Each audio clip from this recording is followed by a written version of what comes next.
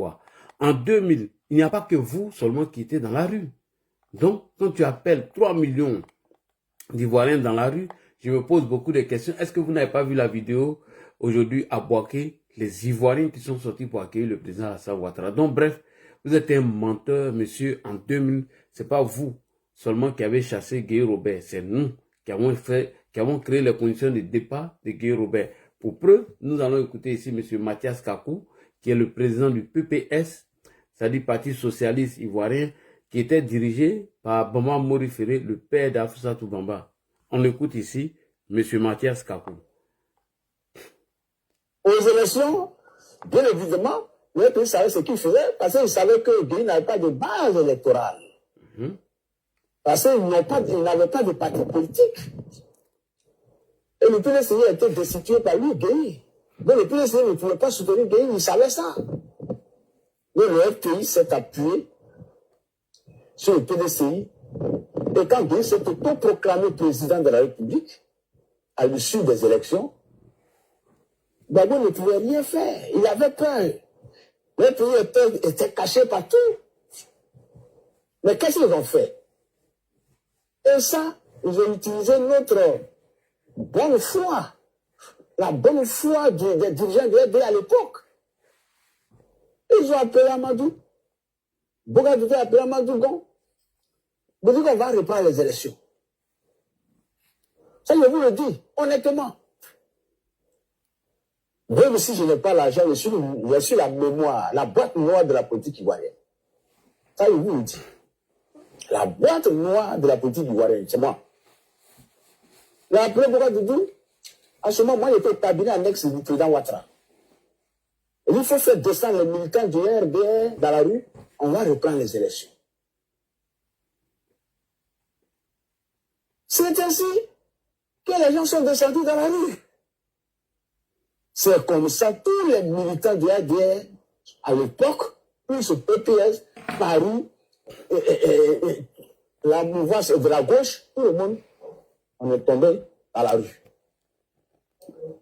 Quand Guy est parti, il fallait maintenant contrôler la rue. C'est là qu'ils nous ont eu. Nous, on dit on ne quitte pas la rue parce qu'on doit reprendre les élections.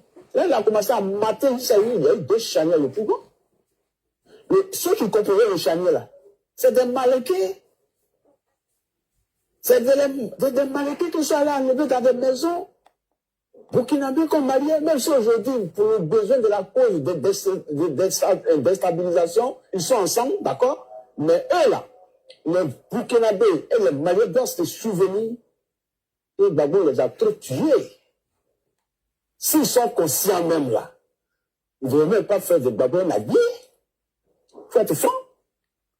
Si Ibrahim Traoré même du Burkina était conscient, il ne sait pas si à cette époque il n'était pas né. Il n'allait même pas parler de ça, ce qu'il a dit là, pour dire que les gens ont menti sur Gbagbo. Les gens n'ont pas menti sur Gbagbo. Les documents sont là, Amnesty International. Benacher, il a qualifié la Côte d'Ivoire comme une poudrerie identitaire, l'origine de Gbagbo. Tous les rapports d'Amnesty International sont là. Donc, ils ont trop fait du mal. Ok. Donc, allez-y dire à ce rêveur, ce militant du PPACI qui a perdu espoir comme Amiral Blindé, qui allait dans tous les sens aujourd'hui, qui insultait le président Ouattara, allez lui dire que les forces de défense et de sécurité seront là pour quadriller leur insurrection. Et nous sommes les derniers remparts. Nous, militants activistes ou militants RHDP, nous sommes les derniers remparts. Aucune tentative de coup d'État, ni de coup d'État va marcher sur son excellence Alassane Ouattara, si Dieu le veut. Merci beaucoup. Donc, ce n'est pas vous qui avez chassé le général Robert Gueye. Merci. À vous l'antenne. Bonsoir Kimia. Bonne fête d'indépendance à toi. Bonsoir Chomba. Bonne fête d'indépendance à vous. Donc, c'était mon analyse sur la marche du 9, si vraiment elle est autorisée. Chomba, tu es là. Je vous ai salué, vous tous. Hein. Si vous ne prenez pas la parole, dites. Bonsoir. Oui, Saïd. Bonsoir Ladi, merci pour la déconstruction. Voilà, souvent c'est long, mais ça nous permet de revenir sur certaines choses et de mieux les comprendre. Bonne fête de l'indépendance à tous les panélistes. Il y a musique chez toi là-bas, hein? Tu as boité ou bien? Hein? Non, non, non. Mais c'est la fête, demain c'est la fête, ça. Mais alors, mais c'est que ta musique... Oui, mais attends, si tu as la musique... C'est loin de moi, hein? C'est très loin de moi. Je vais rentrer dans la maison. Alors, donc, vraiment merci. Et là, vraiment, il y a une chose aussi, le vieux nous a fatigués, hein? Beaucoup de gens étaient crispés quand il a dit qu'il y a deux décisions au niveau de la justice. Quand on a fini, les gens disent, mais le vieux là, il nous fatigue. Hein? Il dit, première décision, deuxième décision. Après, ceux avec qui j'ai regardé, il dit, mais il a dit deux, non, il ne va plus annoncer un autre nom. J'ai dit, non, c'est deux. Mais chaque année, il fait ça. Je ne sais pas pourquoi les gens sont crispés pour cette année. En tout cas, merci beaucoup, Ladji. Voilà, c'est clair que les gens de l'opposition, cette opposition-là, ils ne sont pas dans une logique démocratique. Voilà, ils sont dans une logique de coup d'État. Voilà. Ils ne peuvent pas gagner cette élection. Mais qu'est-ce qu'il leur reste? C'est de créer des troupes. Et c'est ce qu'ils sont en train de faire. Sinon, comme je l'ai dit, ici, moi je voulais qu'un décret sorte pour interdire les marches sur la voie publique. Mais le gouvernement a été plus démocratique que moi, ou du moins le préfet a été plus démocratique que moi, en leur donnant un tronçon. C'est-à-dire de Sagiriba jusqu'à Figayo. Voilà. C'est-à-dire qu'ils peuvent marcher de Sagiriba à Figayo et puis retourner encore à Sagiriba. S'ils arrivent là-bas, ils reviennent. Ils peuvent faire ça jusqu'au 10. Voilà.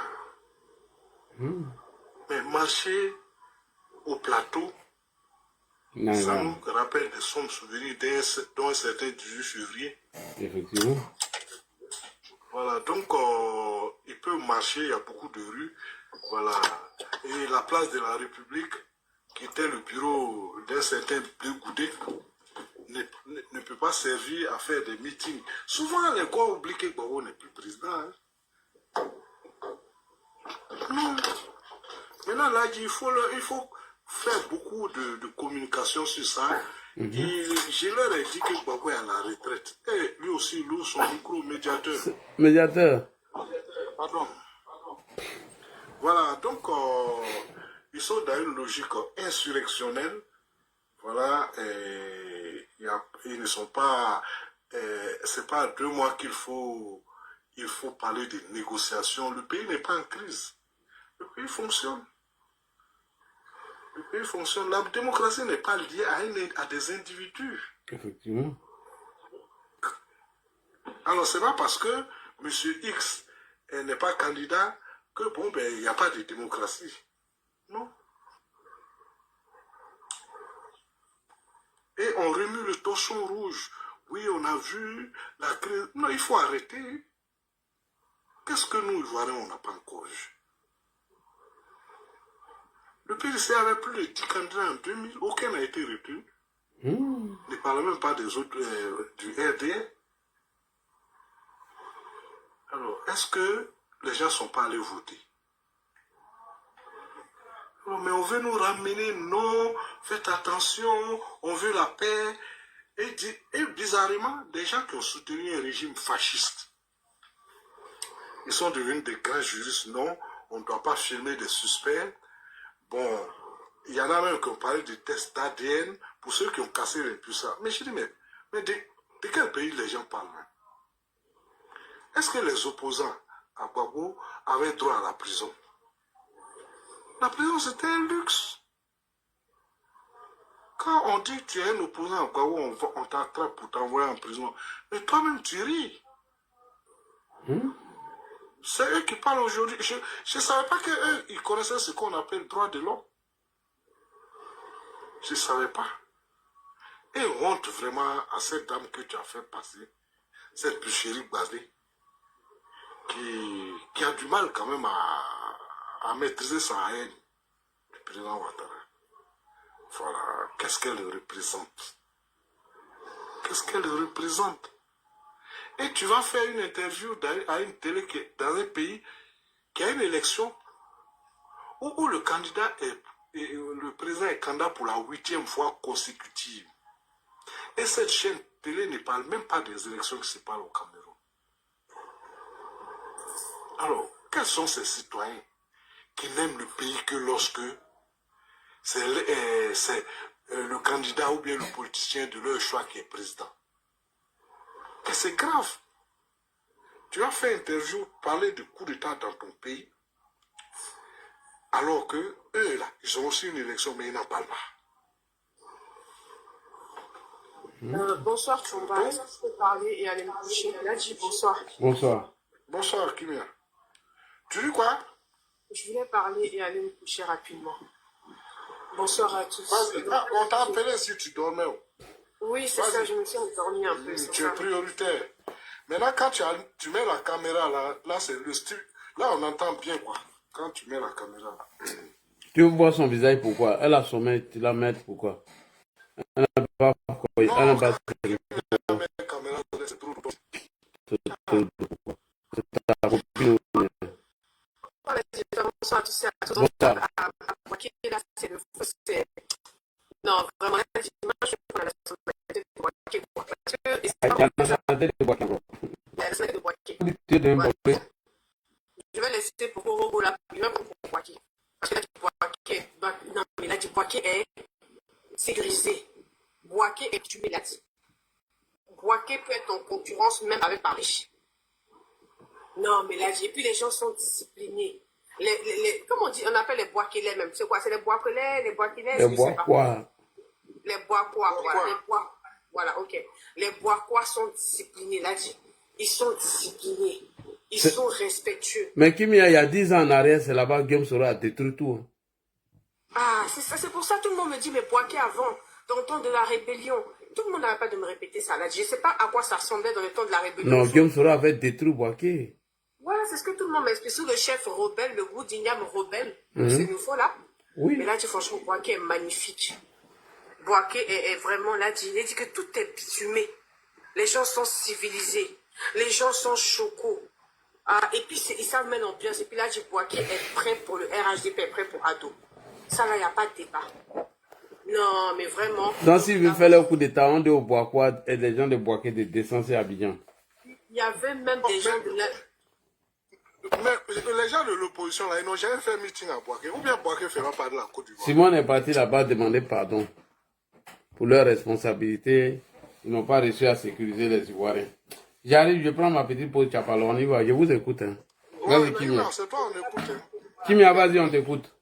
Ne bouge pas. Et vraiment, oh là là, franchement, là, mais vraiment, le ministre Amadou Koné et tout son staff, ils ont bossé à Boaké, là, les gens sont disciplinés, respectueux, tout est bitumé, c'est choco, ils sont stylés. Vraiment, bravo. Et c'est l'effervescence. Actuellement, même, il y a un concert là qui a lieu avec, je crois, 40 ou 50 artistes. Bon, comme je suis fatiguée, j'ai pas pu y aller, mais peut-être demain, 6 h du matin, je suis sur pied, je suis sur le terrain. Venez nombreux, venez honorer le pays.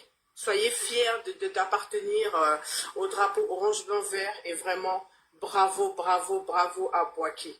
Là, franchement, je suis séduite de Boaké, quoi. Oui.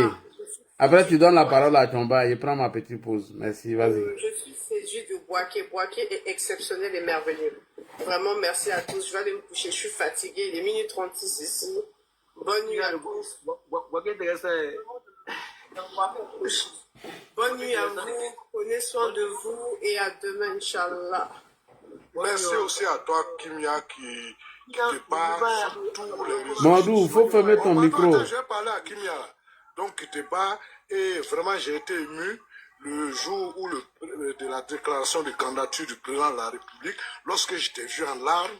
Et j'ai dit ce jour-là que la première fois que j'ai vu Kimia, elle était une jolie petite fille qui pleurait, qui parlait du président. J'ai dit, mais vous les Koyas, vous croyez qu'Alassane Ouattara, c'est pour vous seul?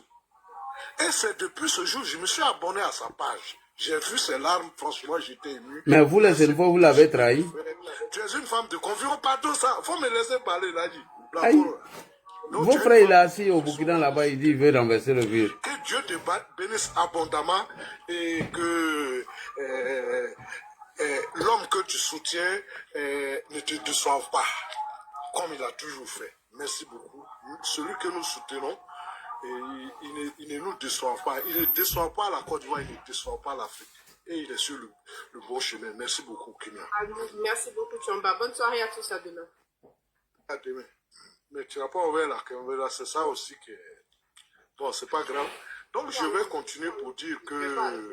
Je vais pas ouvrir la caméra. Non, pardon, c'est pour t'attaquer, pardon. C'est pour t'attaquer quand même. Voilà. Donc, pour dire que cette opposition est chaos debout. Voilà. Les Ivoiriens ne la suivent pas, contrairement à ce que les gens pensent. Quand le président dit que, bon, il a passé le bonus des fonctionnaires aux deux tiers. J'ai entendu sur certains panels, c'est les fonctionnaires seulement qui sont en Côte d'Ivoire. Mais il a fait pour tous les Ivoiriens. Et il n'en parle pas. Alors, et qu'est-ce qu'il a fait qui touche tout le monde? C'est au niveau de la santé. La CMU, là, c'est une réalité aujourd'hui en Côte d'Ivoire.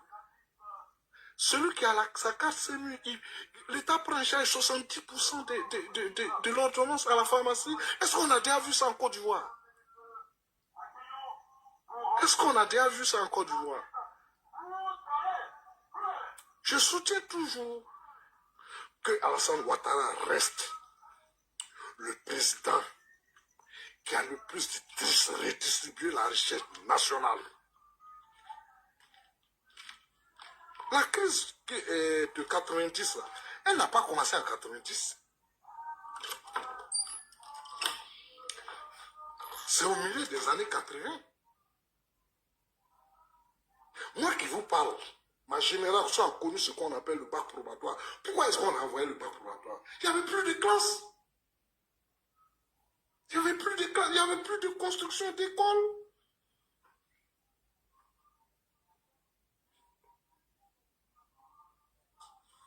Il n'y avait plus de construction, donc il fallait trouver, au lieu de construire des classes, on a mis ce probatoire sur bouclier. Il n'y avait qu'une seule université, alors que les Ghanéens étaient à plusieurs universités. Quand les gens venaient nous dire au Ghana, il y a tel nombre d'universités, c'est une réalité. Et les salaires des fonctionnaires étaient bloqués depuis 85.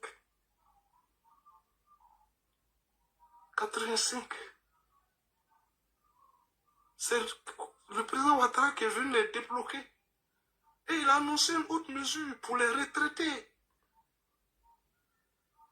Alors, quand vous voyez un fonctionnaire aller à la retraite et puis il est stressé,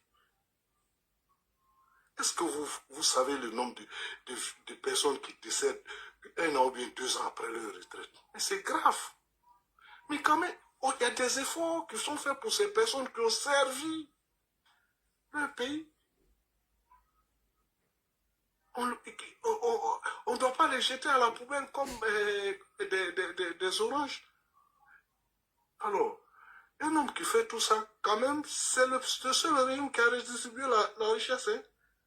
La Côte d'Ivoire est riche. Mais voir un président prendre de telles mesures, investir.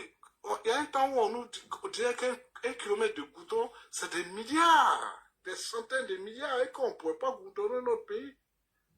Pourtant, on a vu un président bitumer tout son village. Bon, c'est des choses sur lesquelles on ne revient pas. Mais un homme qui étend toute l'action sur tout le pays sans distinction des régions. Et puis quand même, c'est quand même bas de dire que telle région ne m'aime pas, je ne vais pas réaliser. Là-bas, ce sont des Ivoiriens. Tous les Ivoiriens ne sont pas obligés d'aimer le président de la République. Alors, franchement, il faut... on ne demande pas à tout le monde d'aimer le président Ouattara, mais ce qui est vrai et qu'on ne peut pas nier, il faut le reconnaître. C'est la première fois que la richesse est bien redistribuée. On construit des écoles chaque année pour les enfants de la République, des centres de santé. L'État est partout présent. L'État est partout présent. Vous allez demander à un Ivoirien, est-ce que tu as déjà fait un mois sans voir un agent de l'État? Il va te dire non. Mais il y a des pays où il y a des zones, les gens peuvent faire 1 an, 2 ans sans voir un agent de l'État, sans voir un gendarme, sans voir un infirmier, sans voir un enseignant. Alors, donc quelqu'un qui fait ça pour son pays, en tout cas, s'il ne faut pas lui tirer le chapeau, en tout cas, il ne faut pas cracher, il ne faut pas dire des choses méchantes de lui. Même si politiquement on est opposé. Sinon, ce que l'opposition fait, bon, ben, c'est antidémocratique. Parce qu'on a déjà vu des gens exclus d'élections et qui ont présenté d'autres candidats, aussi bien en France qu'ici chez nous en Afrique. Mais on lie la démocratie à un individu ou bien ça n'a rien de démocratique. Donc, il suffit que je crée un parti politique, je peux même créer un gang. Comme je suis un politicien, je pourrais aller me présenter à la présidentielle. Non. Qu'on arrête de remuer ce torchon rouge. La Côte d'Ivoire ne va pas brûler parce que M. Poirot n'est pas candidat. La Côte d'Ivoire ne va pas brûler parce que M. Thiam n'est pas candidat.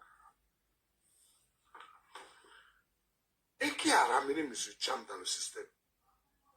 Les politiciens ivoiriens ne sont pas reconnaissants. M. Thiam qui parle des 4e mandat de dictature.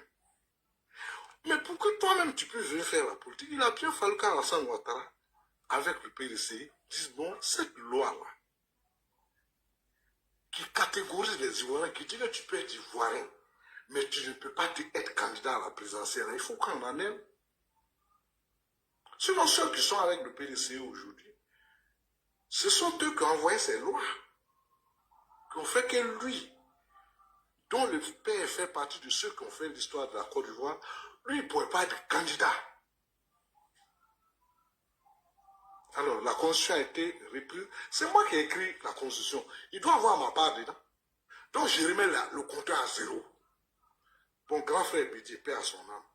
Bon, comme là, il était bloqué, on va sauter ça. Mais vraiment, faire un effort pour ceux dont les parents n'ont pas de village. Parce que les Ivoiriens lient la nationalité à un village. Ils n'ont pas de village. Voilà, donc, et même si ça touche l'enfant de Barreau Michel, dont la mère n'a pas de village en Côte d'Ivoire, ça fait rien. Voilà, on va fonctionner comme ça. Il a bien fallu que on enlève cette loi-là. Et puis toi, tu viens. Maintenant, tu ne prends pas tes dispositions. Tu viens demander à ton potentiel adversaire s'il va se présenter. C'était pour encore garder la nationalité.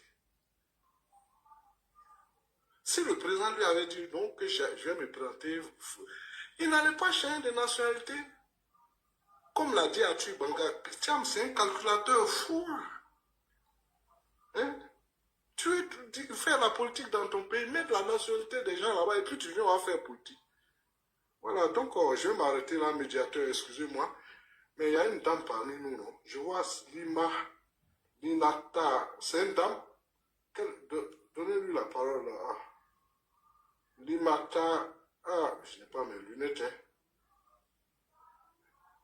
Ouais, médiateur, donc il faut prendre la parole, je vais vous couper. Oui, bonsoir à tous les frères, ouais, bonsoir à tout le monde. Bonsoir Ladji. Oui, merci le Chomba pour ton intervention. Vous savez, le PPACI, comme on dit chez nous les Ivoiriens, le chien ne peut jamais changer sa manière de s'asseoir. Le PPACI ont essayé d'être méthode, c'est-à-dire faire les choses avec la force. Ils ne sont même pas encore candidats. Ils ont déjà commencé à dénoncer la liste électorale. Ils ne sont même pas encore candidats. André, mon ami est là. Ils avaient déjà commencé à dénoncer la CEJ, c'est-à-dire créer les conditions de troubles.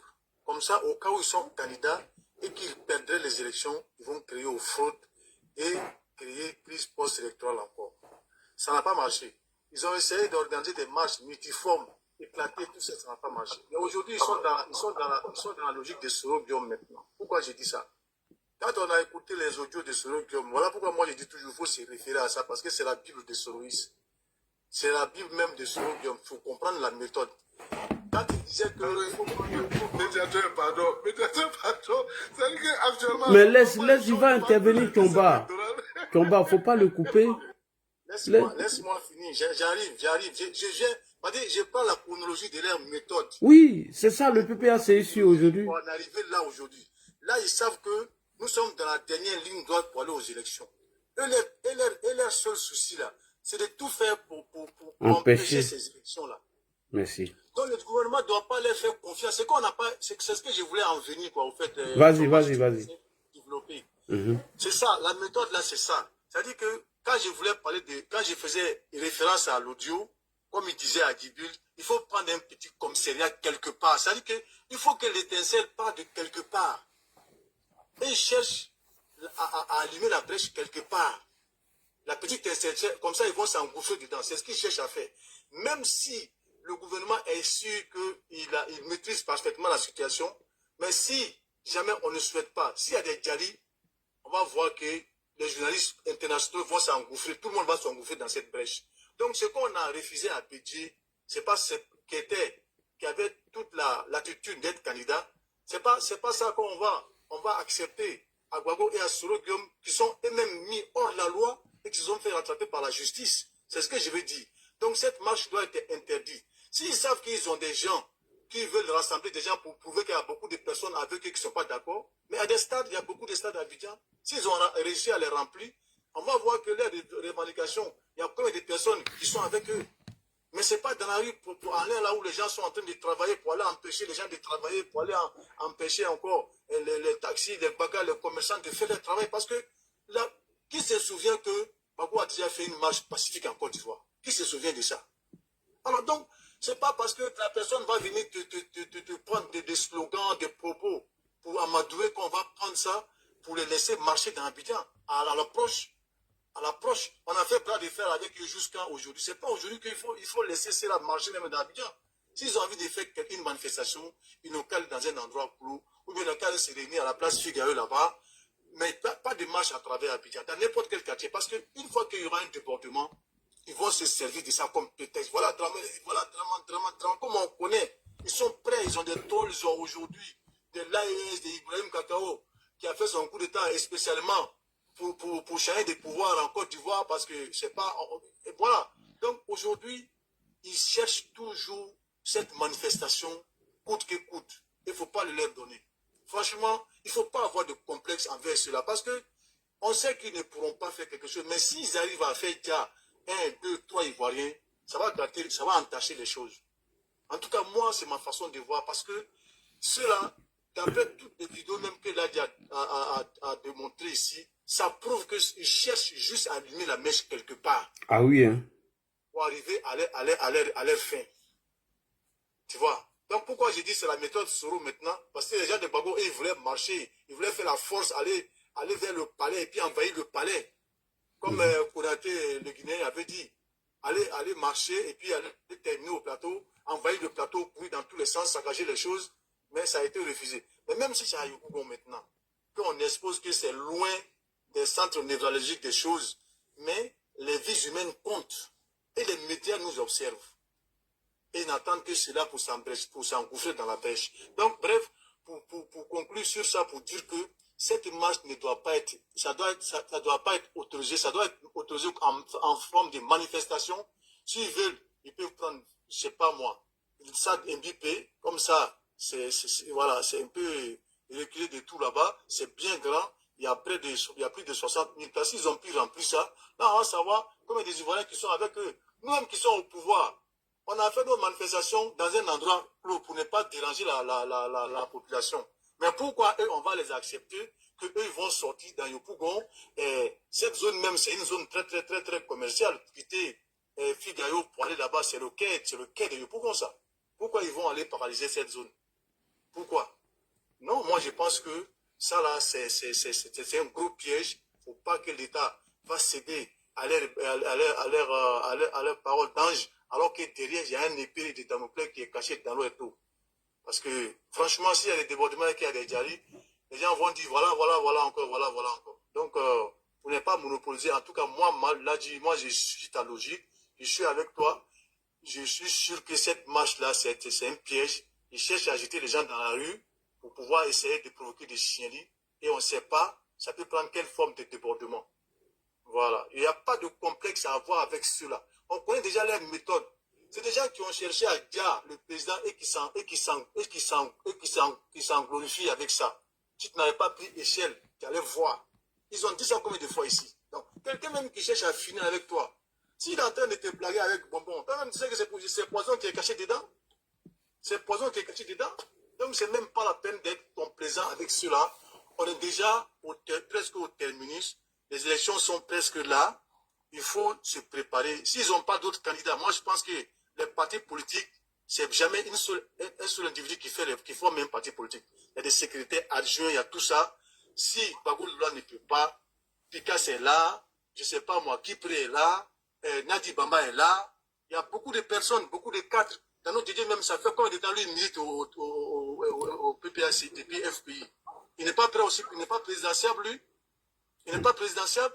Alors, donc, qui nous excuse? Si ils veulent se cacher derrière la manipulation de Gbagbo parce qu'ils savent qu'ils ne peuvent pas gagner, alors que ce sont des dénonciations, des listes électorales qu'ils vont faire après les élections. Vous dites, ouais, on avait dit, on savait qu'il y avait des fraudes, on l'avait déjà dit avant. Voilà, il y a tel étranger dans la liste. C'est ce qui se prépare. Donc, Gbagbo ne serait pas dans la liste. Il n'a qu'à régler ses problèmes avec la justice. On n'influence pas la justice avec des marges. La justice, c'est un problème d'avocats et des juristes. Voilà, moi là, c'était ma contribution. Oui. Pour dire, voilà, pour terminer sur ça, pour dire que vraiment l'État ne devra pas autoriser cette manifestation en marche, mais dans un endroit clos, ils n'ont qu'à aller se rassembler là-bas. Stade MBP fera l'affaire. Même stade Oufoué même doit être interdit parce que c'est là au plateau, c'est pas sûr que tout va bien se passer. Voilà. Ils disent que la marche va commencer à pourquoi ils vont aller au plateau.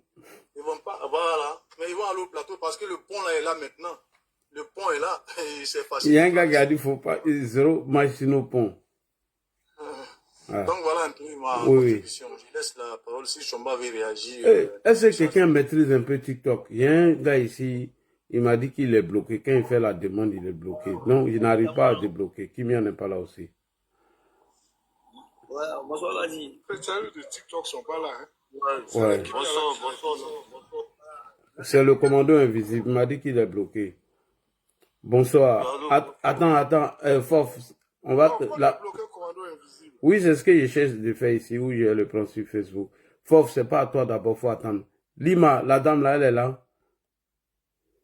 Lima qui est en bas là. Je voulais qu'elle prenne la parole, mais elle n'a pas réagi. Lima, est-ce que Lima est là? On dit que tu dois être en mode privé. Il dit qu'il y a quelque chose qui le bloque quand il veut faire la demande. Il n'a qu'à enlever, il faut enlever la visibilité. Je t'ai vu. S'il a suffisamment de followers. Je t'ai vu une seconde et ça disparaît. Il dit il m'a vu une seconde, ça disparaît. Et je vais t'envoyer le lien. Si je t'envoie le lien, tu cliques sur le lien. Le frère qui est en bas, je t'envoie le lien. Je t'envoie le lien ici. Tu cliques sur le lien. Il faut cliquer sur le lien que je vais t'envoyer là. Ça va t'envoyer directement sur le live. Commandant invisible, tu as vu le lien que je t'ai envoyé? Clique sur le lien, ça va t'envoyer directement sur le live. Il dit, il m'a vu passer tout de suite, il n'a pas pu prendre. Alors, Madame Lima, est-ce que Lima est là? Parce que moi, je ne le vois pas ici. Je ne vois pas où on l'a bloqué. Mais là, commando invisible aussi, tu peux le faire intervenir par WhatsApp. C'est ce que j'ai dit là. J'ai dit, il n'a qu'à cliquer sur le lien que je l'ai envoyé. S'il clique sur le lien, il sort sur le direct. Maintenant, là, il peut monter. Moi, je ne sais pas. Je l'ai envoyé le lien. Si, dès qu'il clique sur le lien net, il va sortir sur le direct. On va aller avec Commando Fofana avant que Commando Invisible on trouve une solution. Bonsoir, bonsoir à tous les panélistes. Bonsoir. Là, concernant à le match de 9 le samedi, là, moi, la marche là, moi chez moi, la marche là, elle est légitime. C'est une marche bon, qui n'est pas bon. Ces gars-là, ils ont de la mauvaise foi. Ces gars, ils n'aiment pas la fin maintenant. Ces gars, ils veulent forcément salir. Voilà, notre élection, saboter. Tu vois, ils savent que non, les mentors, ils n'ont pas sur la liste électorale. Là, tu l'as dit, tu l'as démontré, que cette marche-là, c'est Soro qui est à la base de cette marche-là. Là, c'est vrai, moi, je crois à ça. Parce que quand j'attends j'attends dans la Picas Pali de cette marche, quand j'attends de l'autre DJ parler de cette marche, des propos qu'ils ont dit dans les conférences là, par rapport à cette marche là, moi, vraiment, moi j'aimerais que nos autorités, nos gouvernements interdisent cette marche. Voilà.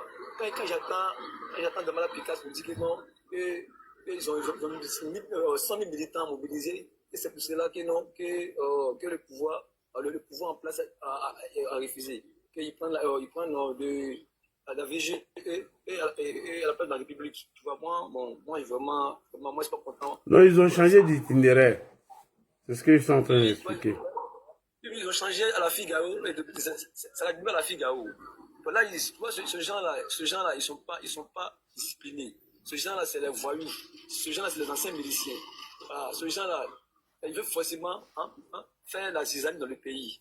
Alors que quand on nous rassure la sécurité de ce match, voici ça déborder là. Je connais ceux-là. En plus, c'est du Pougon. Il y a d'autres là, c'est les vagabonds, ils ne travaillent pas. Et puis, il y a d'autres là, c'est les microbes. Moi, c'est mélangé à eux. Et ils vont faire ils vont essayer de casser des bus et attaquer des voitures des gens. Je connais ceux-là, les esprits d'État. C'est un parti politique qui n'a jamais été crédible, qui n'a jamais respecté sa parole. Jusqu'à aujourd'hui. Il faut semblant devant nos autorités qu'ils sont démocrates, alors qu'ils sont démocrates. Là, ils sont très très violents. Voilà, cette marche-là ne doit pas être lui. On devait interdire cette marche. Donc, comme c'est le président, et comme le président Sanwatra aussi, bon, c'est un démocrate. Alors, on verra le samedi là, ce qu'ils vont faire, ça s'est passé. Tu vois? Et quand ils disent que non, qu'ils sont non légitimes la candidature de président Sanwatra, qui disent que demain forcément Bobo sur la liste électorale. Alors, de refaire la RNE. Tu vois, mais ces propos-là qu'ils disent là, c'est pas légitime. Ils savent que non, on ne peut pas faire ça. Donc, on ne peut jamais faire ça. C'est tout ce qu'ils demandent là, au pouvoir là, on ne peut jamais faire ça. On ne peut pas faire ça. Mais on a 2 mois des élections. Alors, eux, ils demandent tout ça là, on ne peut pas faire ça. C'est impossible même. Et quand ils voient les gens, ils vont dans les villages, pour aller chercher des panérages dans les villages. Ça ne peut pas aller. Tu vois? Donc moi, vraiment, cette marche-là, quel l'État a accepté, moi, je pense ça. Non, moi, je pense ça. Et là, tu fais des plans d'analyse politique. Tu vois, non? Quand ce que tu dis là, c'est vrai, en 2020, là, tu as fait une analyse, là, on a vu la suite, on a vu comment c'est passé. Et en 2025 aussi, tu as fait même analyse aussi. Tu vois, moi, ce que tu as dit là, moi, je crois ça l'a dit. Je crois ça, cette marche, ça se sort à la base de cette marche. Non, c'est clair, c'est lui qui est à la base de cette marche. Voilà. Là, il faut communiquer, non? Il faut sensibiliser. Il faut convaincre nos gouvernements qu'il ne faut pas ils vont accepter. Là, ils vont accepter encore cette marche prochainement encore. Là, je sais que quelqu'un va faire le samedi là. Après, il essaie de faire encore. Il faut sensibiliser forcément nos gouvernements. Il faut la saisir pour que cette marche là, il ne faut plus voir accepter encore du voix et encore. Parce que cette marche là est dangereuse. Cette marche-là, voilà, elle n'est pas bonne pour notre pays. On va négliger, on dit que non, vraiment, nous pouvons, on a tout, on a l'armée, non. Non, mais si le pouvoir estime qu'il n'y a pas de danger, que toutes les mesures ont été prises, moi, je ne peux rien faire. Moi, mon rôle, c'est d'attirer leur attention. Tu écoutais aussi, tu écoutais en esprit, quand tu parles moi là, des paroles là, ça me fait analyser. On a servi d'un enseignement qui t'écoute. Quand tu parles aussi, ça va loin. C'est vrai, l'État ne peut pas tout faire. Vous aussi, vous les communicants aussi, vous aidez l'État aussi, à faire les travaux aussi. Voilà, vous êtes écoutés par tout le monde. Ok. Voilà, tu vois, je me l'ai dit, il faut toujours sensibiliser. Voilà, nos autorités et nos militants pour dire que cette marche-là, que c'est pas bon. Voilà, ça a toujours dit, mais ça a toujours fait, mais cette marche-là, c'est pas bon. Il faut accepter d'accepter ce genre de marche-là. D'accord. On leur dit que non, qu'ils soient nombreux. Ils sont pas nombreux. Non, hein. Quelqu'un qui veut mobiliser 100 personnes, 1000 personnes, c'est qu'il faut dire que non, si cette marche est autorisée là, il faut se dire. Faut chuter en 30 secondes. On a des gens. Ok. Les parents, les voyous, la paix, c'est mélangeant des amis. D'accord. Merci beaucoup. Merci pour ton analyse. Alors, bonsoir. Bon, bonsoir Adi. Bonsoir. Bonsoir aux panélistes sur le panel du frère Adi à cette heure-ci. Je m'excuse parce que j'essaie de te joindre, de monter sur le panel via TikTok. Oui. Mais à chaque fois que j'essaie, il y a un souci, on me dit que l'autre vous a bloqué, donc voilà. Donc j'ai essayé, hein, j'ai essayé. Oui. Donc, mais je sais pas qui a bloqué parmi les modérateurs. Oui. Sinon la dernière fois tu es descendu, après bon, je sais pas, hein. Moi je sais pas. D'accord. Ok. C'est peut-être un petit problème technique qui va être résolu. Bon, mon intervention va concerner dans un premier temps le discours du chef de l'État et dans un deuxième temps la marche du 6 août prochain. Bon, j'avoue que le discours, pour commencer, apparaît pour moi comme un coup de massue pour l'opposition, un coup de semence reçu par l'opposition. Bon, puisque le discours, j'ai noté 12 points pour ce qui est du discours, 12 points que le président a évoqués, je vais commencer rapidement par la marche du 9 août prochain. Alors, la marche du 9 août prochain, j'imagine que forcément, nos services de renseignement... C'est le 9 août. Le 9 août prochain. J'imagine que forcément, nos services de renseignement avaient eu écho de ce que le FPI était sur le point de créer un cafouillage, d'engager un bras de fer ou un chaos le 2 août dernier, raison pour laquelle la marche a été ajournée pour être prévue, programmée le 9, laissant ainsi le temps aux invités qui sont venus en Côte d'Ivoire pour la fête de l'indépendance, pour laisser le temps aux invités de rentrer chez eux, de sorte qu'à partir du 9, à ce moment-là, on va régler nos problèmes ivoiro-ivoiriennes. C'est vrai que de prime abord, on peut estimer que ce n'est pas une bonne chose. Et après analyse, le fait qu'on ait confiné la marche à Yopougon, je crois que c'est un indice. C'est un indice parce que cette marche-là, rappelez-vous, elle a 4 objectifs que nos forces de l'ordre, l'État ivoirien veut atteindre. Le premier objectif, cette marche-là va permettre à nos services de renseignement d'identifier, vous savez, cette brigade-là qui s'habille en veste noire, les lunettes noires, qui sont tout le temps autour des Gbagbo. Ces gens-là, il faut les identifier. Il faut savoir qu'est-ce qu'ils font, qu'est-ce qu'ils ne font pas, et jusqu'où ils peuvent aller. Parce que c'est vrai qu'à Dabo, on les a vus. À chaque fois que le PPACI fait une manifestation ou un meeting des Gbagbo, ils sont là. Mais au fond, est-ce une milice bis comme l'État l'a fait ici? Est-ce des ex-miliciens? Il faut permettre à ces gens-là de sortir le 9 août. Il faut les permettre de savoir qui ils sont en réalité. Et ça, faisons confiance en nos forces de l'ordre. Parce que c'est vrai, tant qu'ils sont dans l'obscurité, on aura du mal à les traquer. Faisons les sorties et la marche est une aubaine.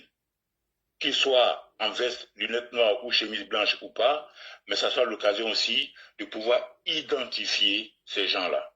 Parce que Mussolini ou Hitler ou même Gbagbo à l'époque de Sorbona, les ex-miliciens, avaient des brigades comme ça. Et rappelez-vous, Pilcherik Baye, quand elle a créé sa société civile, elle a baptisé ses sections au nom des brigades. Or, qui dit brigade fait faire appel au passé sombre des partis fascistes où des gens étaient embrigadés, ils s'habillaient pareil et ils ne posaient pas que des actes positifs. À l'époque de la refondation, ils avaient des casquettes sur la tête, des casquettes vissées sur le front pour cacher les yeux. Depuis la Fessie, jusqu'au Sorbona, en passant par les miliciens. Aujourd'hui, ils viennent en chemise blanche, costume noir, lunettes noires. Il faut que nos RG identifient au moins les têtes pensantes de ces gens-là. Parce que depuis le début, moi personnellement, je les ai dans mon champ de mire. Je crains que ce soit une milice bis, mais une milice plus policée. On veut les faire passer pour des gardes du corps ou des gardes pour une garde rapprochée. Donc de un, l'intérêt de cette marche-là, c'est de permettre à ces gens-là de sortir de leur terreau, de leur cachette, de savoir qui ils sont, est-ce qu'ils sont tous ivoiriens, qu'est-ce qu'ils font, pourquoi ils sont là. Parce que je pose la question depuis la collaboration avec l'AES. Est-ce des Ivoiriens ou une milice? Ça, c'est la première question. Et c'est l'avantage de cette marche-là, pour qu'on puisse au moins mettre un nom sur des visages. Le deuxième point, si cette marche a lieu, s'il y a des grabuges, bien sûr, on tiendra M. Laurent Gbagbo pour responsable entièrement, dans la mesure où il n'a pas eu de grâce, pour ne pas dire, il n'a pas eu de décision d'amnistie du président ce soir. Donc, on peut expliquer que si le 9, il y a des grabuges, c'est lui seul, au nom du fait qu'il n'a pas été amnistié, qui aurait décidé de tordre le bras au pouvoir ou d'engager une réponse ou un rapport de force. En ce moment-là, il est tenu pour responsable. S'il y a des grabuges. S'il n'y a pas de grabuges, et que la marche se passe de façon civilisée, du début à la fin, on peut estimer en ce moment-là que le PPACI a compris que le cheval de Gbagbo était KO, et en ce moment-là, on peut comprendre que le PPACI a désormais décidé de suivre Don Melo d'une façon ou d'une autre, en emboîtant la trompette, du moins, de la participation démocratique avec Don Melo.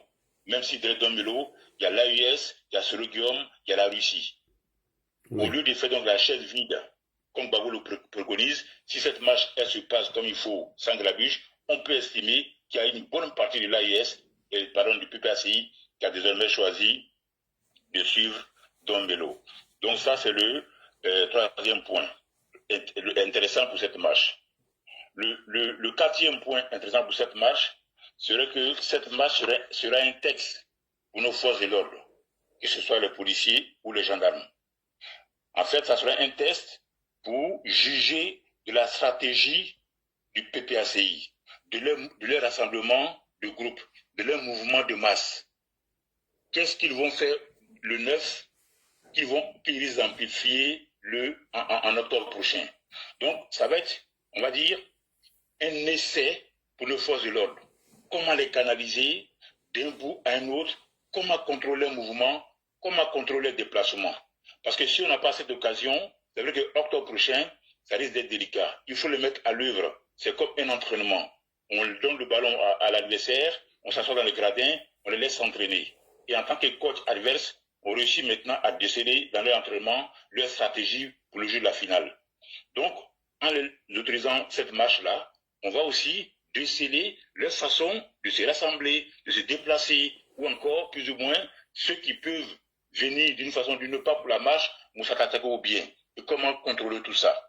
Donc, ça sera aussi l'occasion de nos forces de l'ordre de tester leur capacité de contrôle ou de surveillance d'un mouvement de groupe tel que le PPACI l'envisage le 9 prochain. Donc, pour résumer, pour moi, il y a 4 intérêts. On va identifier ceux qui sont des sortes de milices en veste noire, les lunettes noires, tout le temps autour de Gbagbo. Ceux-là, ça serait intéressant qu'ils sortent de leur trou, qu'on sache qui ils sont. S'ils sont des Ivoiriens, surtout ou pas. C'est important. De 2, en cas de grabuge, Gbagbo est tenu responsable, d'autant plus que le 6 août aujourd'hui, son nom n'est pas apparu nulle part, comme quoi le président lui aura accordé une amnistie. De 3, s'il n'y a pas de grabuge, on peut estimer que le PPACI aurait décidé de s'inscrire dans le jeu politique et démocratique pour octobre 2025. Quand bien même, je mets dos à dos Don Melo et Gbagbo. Le 4e point, donc ce sera aussi une occasion pour nos forces de l'ordre de tester les moyens dont ils disposent, leur réactivité, leur réaction par rapport à un mouvement de groupe, par rapport à la gestion d'un mouvement de groupe. Ceci dit, je constate que le président de la République reste le maître de jeu. Parce que si on voit un peu la chronologie de cette histoire, on est parti de l'affaire Alino Faso. J'avais défrayé la chronique. Après ça, on a eu droit à la déclaration de la junte militaire burkinabé, qui à mon avis était un casus belli, quasiment une déclaration de guerre. Après, on a eu droit aux menaces du meeting du 2 août, où le FPI, le PPACI et le PDCI avaient juré de mettre la Côte d'Ivoire, en tout cas sur le panel à feu et à sang, en commençant par bloquer les 2 ponts, de Malco jusqu'au plateau. Et ensuite, à partir de là, on a eu comme incorporé l'annonce, la candidature du président Alassane Ouattara avant le 2 août. Et ça leur a coupé le pied. Et aujourd'hui, le discours qui vient carrément les a sommés, le discours du 6 août. Et l'intérêt de ce discours auquel je vais arriver maintenant, c'est qu'il nous fait gagner sur 3 points. 3 points qui sont essentiels à mes yeux. Le premier point, c'est que nulle part, le président n'est pas de dialogue politique comme l'aurait voulu le PPACI. Parce que dans les carnets du PPACI, sur les carnets, dans le laboratoire, ils avaient tablé sur un dialogue direct entre le président Alassane et Gbagbo. Or, à l'heure actuelle, en le faisant, le président réhabilite Gbagbo et il fait de Gbagbo le chef de l'opposition ivoirienne. Donc, politiquement, c'est très bien joué par le président. Il n'y a pas de dialogue direct entre lui et Gbagbo. Ça, c'est de 1. De 2, il n'y a pas de loi d'amnistie pour Gbagbo. Ça, c'est encore clair et net. Il ne reviendra pas là-dessus. De 3, il balaie de la main ou il met dans le même sac les cas de Gbagbo, de Thiam et de Soro La Roquette. Pour dire que désormais, votre sort est aux mains de la justice. Il se met au-dessus de la mêlée. Donc ce sont ces 3 points-là qui sont hyper intéressants à y regarder de près dans le discours. 1, il n'y a pas de dialogue, en tout cas entre lui et Gbagbo. Jusqu'à peu le contraire, mais il n'y en aura pas. De 2, il n'y a pas d'amnistie pour M. Gbagbo.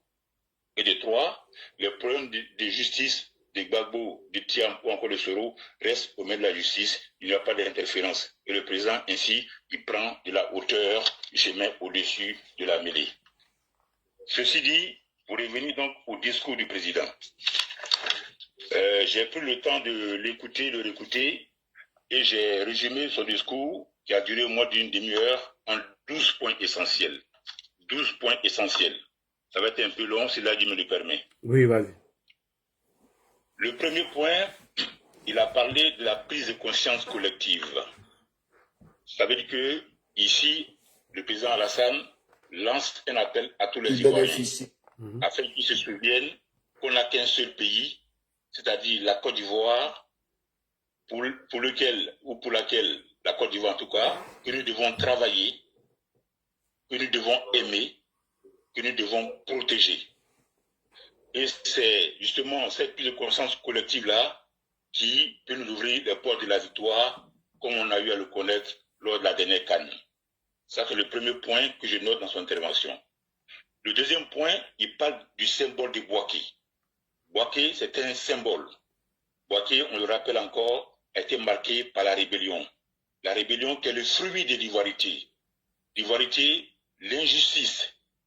Donc, en même temps que Bouaké a été marqué par la rébellion, il prend Bouaké comme le symbole de la renaissance de la Côte d'Ivoire. Pour dire que, tant qu'on vit, il y a de l'espoir. Si Bouaké aujourd'hui, en dépit de la rébellion, accueille aujourd'hui l'affaire de l'indépendance, ça veut dire que la Côte d'Ivoire renaît de ses cendres. Le troisième point, le président a évoqué dans l'ordre, bien sûr, la stabilité, la paix, le développement. Et ces 3 piliers-là, il faut prendre un temps soit peu pour les comprendre. En tout premier lieu, il y a la stabilité. Pourquoi dire la stabilité? Parce qu'effectivement, quand il arrive au pouvoir, il va travailler à sécuriser nos frontières, de l'intérieur comme de l'extérieur. Il va rendre l'armée républicaine. Il va la professionnaliser. Il y aura la formation des soldats qui vont aller au Maroc, même en Égypte, certainement aux États-Unis, pour être formés. Il va créer des forces militaires, comme la force spéciale. Il va ouvrir et approfondir les partenariats avec les forces militaires des pays occidentaux, la France, les États-Unis, l'Afrique du Sud et le Maroc, comme je l'ai dit. Et surtout, il va équiper notre armée en dotation ou en équipement militaire, pour que désormais notre armée fasse front aux nouveaux défis. Donc ça, c'est ce qui est l'aspect stabilité. Pour l'aspect paix, il va imposer la paix en se comportant comme un homme d'État, non pas comme un homme politique ou un politicien, mais comme un homme d'État. Il va se mettre au-dessus de la mêlée et surtout, il va placer l'intérêt de la Côte d'Ivoire au-dessus de tout en se comportant comme un homme d'État. C'est comme ça qu'il va ramener la paix et il va l'imposer de gré ou de force. Dès l'instant maintenant où il va imposer la paix, il va attaquer maintenant le troisième volet qui est le développement. Le développement, il le dira dans le 5e point, il dira que le développement est visible, est concret et est palpable. Ce n'est pas des mots anodins. Oui. Ça veut dire quoi? Qu'on a les universités, on a les ponts, on a les centres hospitaliers, on a les routes, on a les métros en cours, on a tout un chapitre de développement depuis qu'il est arrivé au pouvoir. Le 6e point, et là, il s'adresse à tous ceux qui veulent travailler. Et le 4e point, pardon. Après la stabilité, la paix, le développement. Le 4e point, il parle de transformation profonde de l'État. Ouais. Et avec Alassane, le mot a un sens. Toujours. Quand il parle de transformation profonde de l'État, ici, il est en train de dire que l'État de Côte d'Ivoire s'est adapté aux exigences modernes. Ce qui signifie le recensement des fonctionnaires. Oui. L'exigence des résultats par rapport au ministre. Un ministre ne peut pas demander un décaissement et puis les travaux prendront plus de temps qu'il ne faut. Il demande des comptes rendus au ministre à n'importe quelle heure de la journée ou de la nuit pour l'avancement ou l'achèvement de tels travaux. Oui, continue, j'arrive. Oui, il demande des comptes rendus au DG. Il est exigeant sur les résultats qui font le bonheur des populations. On l'a vu à la veille de la CAN où il était à cheval en mettant une pression pas possible sur le Premier ministre Mambé, afin que les stades soient prêts à temps et à heure. Donc, la transformation profonde de l'État. En 5e point, il a parlé du fait que dès les premiers jours, il s'est mis au travail. Ça veut dire quoi en 5e point? Ça veut dire que pour rien au monde, un homme politique, un homme d'État ne peut trouver comme argument on m'empêche de travailler. Je n'ai pas pu travailler à cause de la rébellion. À cause de Pierre ou Paul, je n'ai pas pu travailler. Alassane dit que dès le 11 avril 2011, lui, il s'est mis au travail. Ça veut dire ce que ça veut dire. Ça veut dire que quand tu as la volonté de travailler, tu vas travailler. Tu ne travailles pas tout simplement parce que tu n'en as pas la volonté. Autrement dit, ceux qui ont passé 10 ans à ne rien faire, c'est parce qu'ils n'avaient aucune volonté de travailler. C'est parce que ce n'étaient pas des travailleurs. Donc lui, il dit, lui en tout cas, dès les premiers jours, depuis 2011, il s'est mis au travail. Et il est clair là-dessus. Le 6e point qu'il a abordé, c'est le contexte régional. Le contexte régional où il fait allusion à la sécurité.